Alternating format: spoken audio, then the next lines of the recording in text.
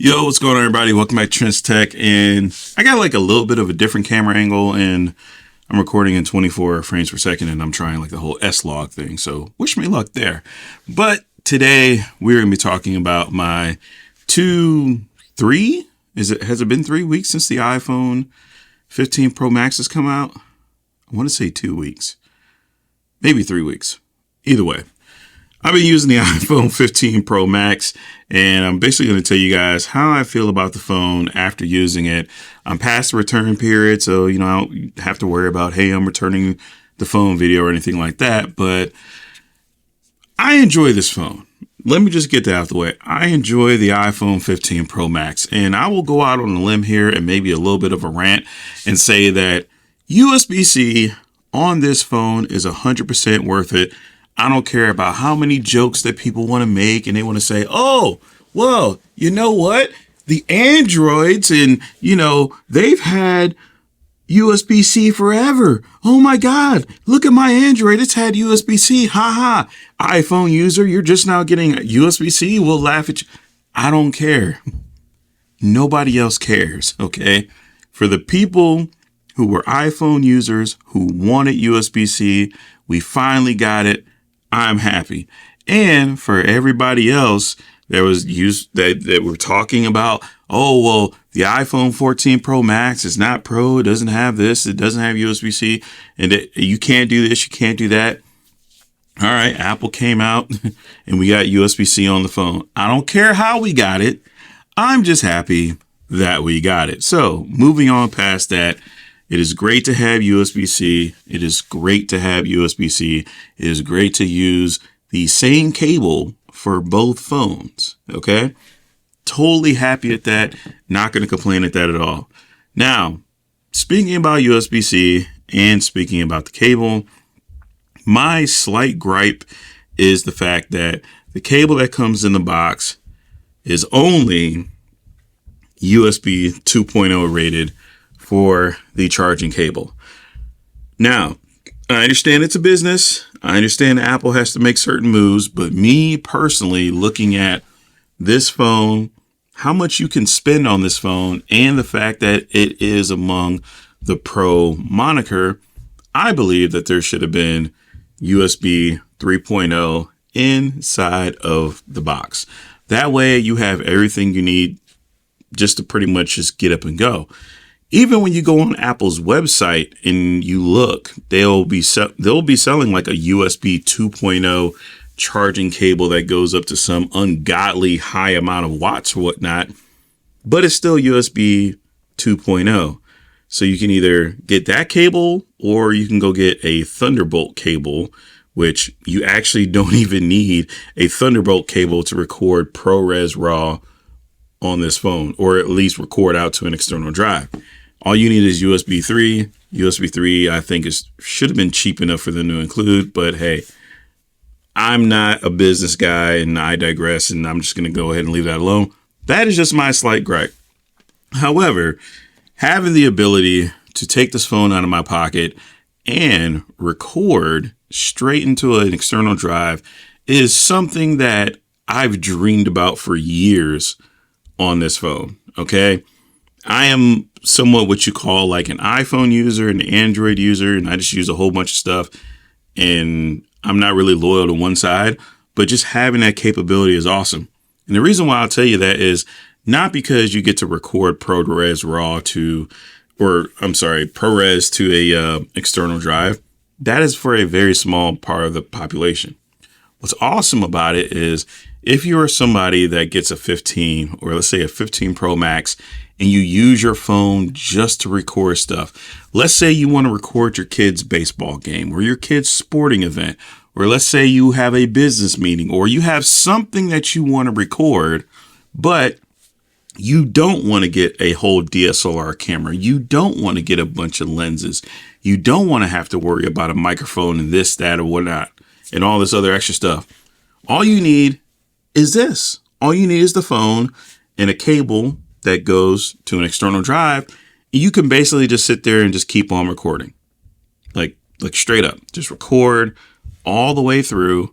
How, if you want to just record it internally, cool. If you want to record it out to the external drive, you can do that too.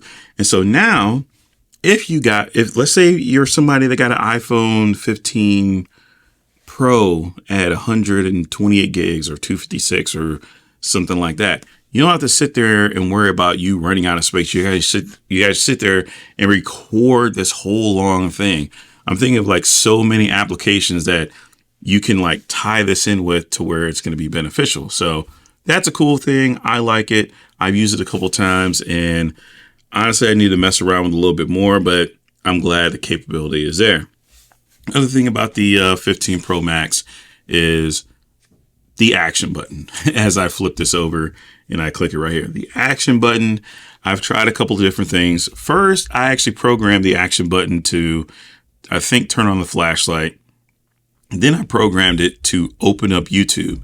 So if you guys don't know, you can go to the action menu and you can choose different actions that it can do or a shortcut that it can open. So this button is more than just 8 options. I still wish that I could double click the button and single click the button for certain tasks or for certain things to run. But after using it for a while, I kind of understand why Apple just has it to where you just hold it down and then it just opens up what it's supposed to open up. And basically what happens with that is you just take your phone here and then you grab the action button, you hold it down. And then for me, it opens up the camera. That way you guys can see how that goes. And then since it's in the photo mode, if I want to take a picture, I can just go ahead and hit that same button and go from there. So that kind of gives you more of like a tactile feel. Like, let's say if you're, filming, or let's say even if you're just taking pictures, you can just go by and not, because the issue I used to have was I used to take my thumb and used to put it on the screen. But now I could just go boop, boop, boop, boop, boop with that button. Yes, you could do that before with the volume buttons, but I kind of like having just like that extra little small button and not worry about the volume buttons. But that to me is a cool thing. I really don't miss the mute switch anymore. The mute switch was one of those things that I wish I had on this phone, or I wish I had on my Pixel.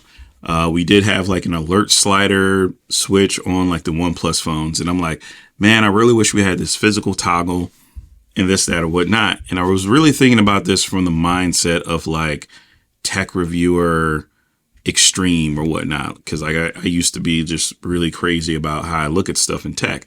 Now I'm kind of looking at things a little bit more down to earth.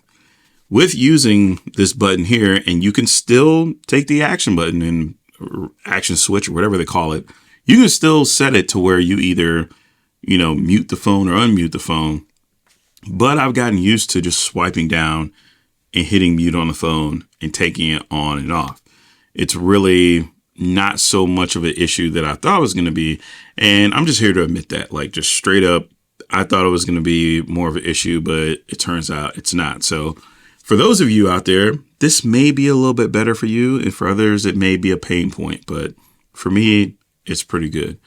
The other thing I want to talk about is the telephoto on this phone. Now, this is my own opinion. I am not a professional photographer, videographer, none of that. This is just how I feel about using it. Having 5X on this phone is great. It's supposed to be a 120 millimeter equivalent length, but I'm just going to say 5X because saying 120 millimeters is too long and it gets confusing after a while. Using 5X is great. I've gotten some pretty nice telephoto portrait photos with this, and it's great. There's nothing wrong with it whatsoever. And I'm not going to be the one to be like, oh, well, the Pixel had telephoto first, or Samsung had telephoto first. I don't care who had it first. All I really care about is the execution. And to me, the execution is pretty much on point. The only thing that I will say is that I do miss the 10X capability that was on my S23 Ultra. I don't have my S23 Ultra anymore. I traded it in to get this bad boy right here. but I actually miss that capability. But I'm glad that this has the 5X on there, because this phone only has 3X, and this phone is significantly more than this one is. And so, yeah, I pretty much live pretty comfortably with having 5X. Would I like Apple to push it out a little bit further to maybe 10X? Absolutely. I would love that. But then in lies the problem of you having the wide angle lens, which is basically 0.5. And then you have the 1X, you have the 2X, which is kind of just cropping in, and then having to go all the way out to 10X before it starts up. That's where you kind of got to figure out some stuff. So maybe Apple adds a fourth camera, but then a lot of people are going to get mad because it doesn't look like this anymore. And we've already seen all the jokes about how the iPhone's going to look with 4 cameras, and how dare Apple even do that. So I don't know. Hopefully they figure it out. It would be a cool thing to see. That I think would be pretty awesome to say the least. As far as the rest of the phone, the titanium, I can appreciate it because, of the weight savings or whatnot. I'm not worried about durability because I keep a case on my phone. I'm not worried about dropping it, getting scratches, fingerprints, whether jerry rig everything, broke the back of the phone, this, that, or whatever. Not worried about it. This phone has fallen, I think, once or twice in this case, but thanks to Nomad and it being a rugged case, no issues whatsoever. As far as the heating goes, really didn't have that many issues at all with like overheating or anything like that. It would get warm if I was using like the MagSafe charger, but the only other time it got warm was when I was physically trying to push it to its limit. And even then, I still couldn't get it to overheat. It had never shut down. I eventually got bored of watching the thing and waiting for it to overheat to where I just quit. And that went on for like 13 or 14 minutes anyway. So completely fine with it. Apple did release an update basically addressing the issue with the iPhone 15 Pro and Pro Max that was supposed to fix it. So I will say this. If you guys are still having issues with your iPhones and any sort of like uncomfortably getting warm or anything like that, reach out to Apple. You're still under limited warranty and stuff like that. Or if you have Apple Care, even better, just reach out to them, whether it be the store or whether it be through their support app, which you can download on the App Store. Just reach out and see what they can do for you. Because the last thing I want to do is be like, oh man, if you have an issue, it sucks to be you. Like, no, I actually want to like say, hey, if you're having an issue, this is how you figure out things and go on from there. But moving on from the overheating thing, I've just used this iPhone just like I've used my 14, 13, 12, 11, 10. So yeah, I've been using iPhones for a while. And here's the one thing I'll say, because we always wonder, should you upgrade? Should you do this? Should you do that? Blah, blah, blah, blah, blah, blah. Yes, iOS is very familiar where it hasn't changed that much to where unless you really kind of know what you're doing, most people won't notice the difference. But that's not to say that the iPhone hasn't gotten better from previous iPhones. I'll hear people say, well, an iPhone 11 Pro Max can do what an iPhone 15 Pro Max can do.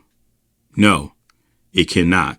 There are certain things, especially with the camera and all this other stuff, that is more into like our like little tech wheelhouse, that this phone will stomp the 11 Pro Max at, and it won't even be funny. It won't even be close. But in general, if you're taking phone calls, if you're doing iMessage, if you're doing FaceTime, if you're scrolling Twitter, going on Instagram, X.com instead of Twitter. But if you're doing anything social media related, if you're looking up the news or anything that I would deem to be somewhat of a basic / non-strenuous task, it is fine. You don't need to upgrade. However, if you want better cameras, if you want more capabilities, if you want to do things outside of the normal scope of your everyday average cell phone, smartphone user, then the 15 Pro Max is fine. If I were to look at it this way, I would say if you wanted to upgrade to the 15 Pro Max, you should do so for the following reasons. Either A, you have a 12 Pro Max, and let's just say you're on the upgrade cycle, right? So it's been 3 years, you want a new phone. I think it's okay to upgrade a phone every 3 years. You don't have to, but that's like 3 to 4 years gets around the time where people want to start to upgrade. So nothing wrong with that. Obviously, if you want USB-C, obviously, if you want titanium, obviously, if you want the ability to do more because of the USB-C port, fine. What I would say, the reason why you should not upgrade should be if you owe money on your previous phone, don't upgrade. It really doesn't make sense to pay off your previous phone if you're still paying on it, just to go ahead and upgrade now. I think, unless you absolutely 100% need something specific, you will be fine with holding out into at least the 16. Also, don't upgrade if you really like your 13 or your 14 Pro Max. If you're really not doing anything with cameras or content creation, or you don't really plan on hooking your phone up to a TV and using it as a gaming system, it really doesn't make sense for you to upgrade. I would just stay at what you're at. If you believe that you're going to get, this amazing battery life that's so much better than the 13 or 14 Pro Max, I'm here to tell you the 15 Pro Max in my use case has been pretty much the same as my previous 13 Pro Max. I would say that this phone is maybe like a sliver, very small, better than the iPhone 14 Pro Max, but not by much. So to me, it doesn't make sense to upgrade. Now, of course, I'm saying, upgrade as in paying full price for a phone. Obviously, there's going to be incentives. I upgraded because essentially T-Mobile was like, yo, we'll give you $1,000 for your 14 Pro Max. My 14 Pro Max was paid off. So essentially, I just had to pay like $100 more in the taxes because I got the base model 15 Pro Max. And that was an easy choice for me. And I'm going to hold on to this and I'm not worried about it at all. So it all depends on your situation and what you're doing. But pretty much looking at everything else is cool. I don't have any major complaints about it. And I'm happy with it. Like, I walk around with this thing every day and I don't think about it. And the other thing is I really don't think about what anybody else on the Android side has to say because, like I said, most of the time, it's just jokes. It's just poking fun at stuff, and people really aren't being serious about anything. And I just kind of leave it at that. Plus, I still live in the Android world. So overall, if I were to grade Apple on their iPhone 15 Pro Max, I think I'd give them an A minus. If we can go with letter grades or something like that. I was thinking about maybe B plus, but A minus seems pretty good because it feels like we kind of got more this year than we have gotten in the past couple of, subsequent years or whatnot. When I go back and I look at the 12 was cool, but then, 5G and the battery issues and them shrinking the battery, I was like, all right. Then the 13 Pro Max came out, and the 13 Pro Max basically kind of fixed what was going on with the 12 Pro Max and stuff like that. And to me, the phone was as good as it was going to be, but we still had the lightning port and you still had the notch at the top that everybody was upset about. And, all of a sudden now everybody's worried about the sharp edges that are cutting into people's hands or something like that, whatever. Then you have the 14 and then the 14 came out and it really didn't fix much from the 13. And you could say that, but beyond Dynamic Island, things probably got a little bit worse in the battery department. And now we have the 15 and the 15 Pro Max, and that basically fixes the things that were quote unquote wrong with the 14 Pro Max. So I know this is kind of going on, but I'm like getting this all out of my brain, all in one take, all at the same time. But yeah, I think I'm ready to like wait until the 17 Pro Max. The only way I would get a 16 Pro Max is, let's say, if brands start sending me out stuff and, I start doing case reviews and products and stuff like that, I might get it for that reason. But I'm cool with this. I don't have any issues with it whatsoever. And this kind of this kind of goes back to like just a little bit of a running joke, because to me it seems like the odd number iPhones have been doing like the best. It seems like the even number iPhones are the ones that we have issues with, but going all the way back to the 11, like the 11 was solid. There was no issues with the 11. I guess the only thing that you could really complain about was maybe the price and some HDR stuff or this, that, or whatever. But the 11 was good. The 13 was good. The 15 is good. The 12 was bad for me. The 14 was okay, close to having some issues with me.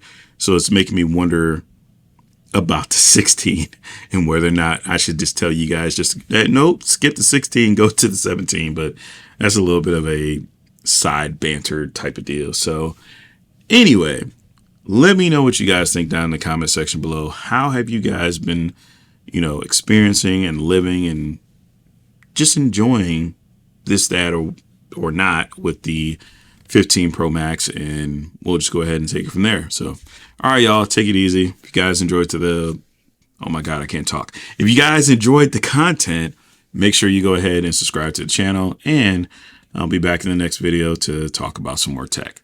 All right, y'all, take it easy. Peace.